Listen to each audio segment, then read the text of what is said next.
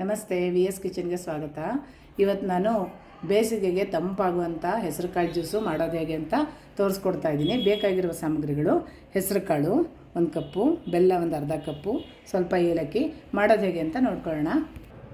ಮೊದಲಿಗೆ ಮಿಕ್ಸಿ ಜಾರ್ಗೆ ಹೆಸರುಕಾಳು ಹಾಕ್ಕೊಳ್ತಾ ಇದ್ದೀನಿ. ಹೆಸರುಕಾಳು 10 ನಿಮಿಷ ನೆನೆಸ್ಕೋಬೇಕು, ಜಾಸ್ತಿ ನೆನೆಸ್ಕೋಬಾರ್ದು. ಒಂದು ಸ್ವಲ್ಪ ನೀರು ಹಾಕಿ ರುಬ್ಕೋಬೇಕು.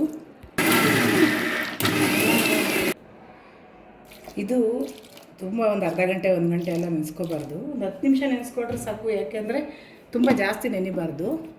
ಸ್ವಲ್ಪನೇ ನೀರು ಹಾಕಿ ರುಬ್ಕೋಬೇಕು. ಚೆನ್ನಾಗಿ ನೈಸಾಗಿ ರುಬ್ಕೋಬೇಕು.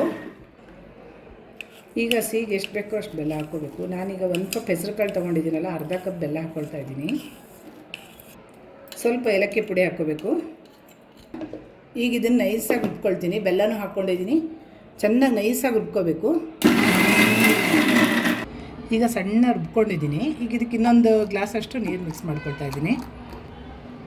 ಇದು ಸೋಸ್ಕೊಳ್ಳೋದೇನು ಬೇಡ, ಹಾಗೆ ಕುಡ್ಕೋಬೋದು. ಇದು ಬೇಸಿಗೆಗೆ ತುಂಬ ಚೆನ್ನಾಗಿರುತ್ತೆ, ತಂಪಾಗುತ್ತೆ ಬಾಡಿಯೆಲ್ಲ. ಮಾಡ್ಕೊಂಡು ಕುಡಿದ್ರೆ ತುಂಬ ಒಳ್ಳೆಯದು. ಈಗ ರುಚಿಯಾದ ಹೆಸರುಕಾಳಿನ ಜ್ಯೂಸ್ ರೆಡಿಯಾಗಿದೆ. ಈ ವಿಡಿಯೋ ಇಷ್ಟ ಆದರೆ ಲೈಕ್, ಶೇರ್, ಸಬ್ಸ್ಕ್ರೈಬ್ ಮಾಡ್ಕೊಳ್ಳಿ. Thank you.